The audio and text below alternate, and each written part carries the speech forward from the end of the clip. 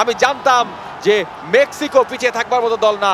আর্জেন্টিনাকে দাঁত ভাঙা জবাব মেক্সিকো ঠিকই দিবে। দাঁত ভাঙা, হাড় ভাঙা, সব এখনো অনেকটুকু বাকি আছে খেলার। ওকে, লেটস সি।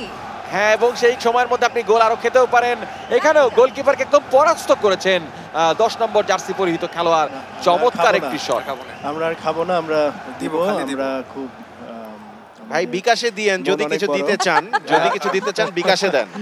বিকাশে দেখি আমরা এটা আমি দিয়ে দিচ্ছি, বিকাশ আমি দিয়ে দিই। যদিও কালি কার্টেল ক্যাশে অপারেট করে, কিন্তু আমরা আশা করবো যে মেক্সিকোর ফুটবল টিমের ম্যানেজার হিসেবে আমরা বিকাশে অপারেট করতেই পারি। আবারও খেলা শুরু হয়েছে। আর্জেন্টিনা মনে হয় একটু মুষড়ে পড়েছে। এই পর্যায়ে একটু আশাবাদ দরকার।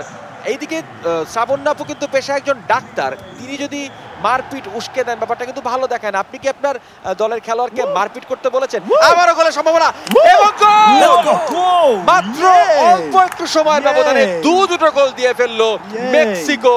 আর্জেন্টিনাকে 1-0 পিছিয়ে থাকা অবস্থায় 2-1 এগিয়ে গেল মেক্সিকো। খেলার গোল পাল্টে গেছে।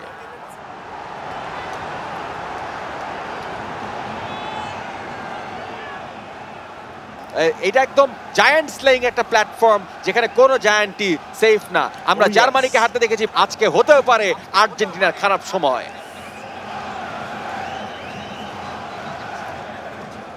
বাট বড়রা হারছে আমরা দেখছি। এটাই কিন্তু ফুটবলের সৌন্দর্য, চরম অনিশ্চয়তার একটি খেলা। Beautiful game, beautiful. প্রথমার্ধের মাত্র অল্প কিছু সময় বাকি আছে, 2-1 গোলে এগিয়ে আছে মেক্সিকো। দায়ানের একটা জিনিস ভালো খেলার, যে ওর অপোনেন্টকে পাস দিয়ে দেয় না, সুন্দর সেটা সে ভালো করছে। ছোট ছোট পাস দিয়ে দারুণ শট নিয়েছিলেন।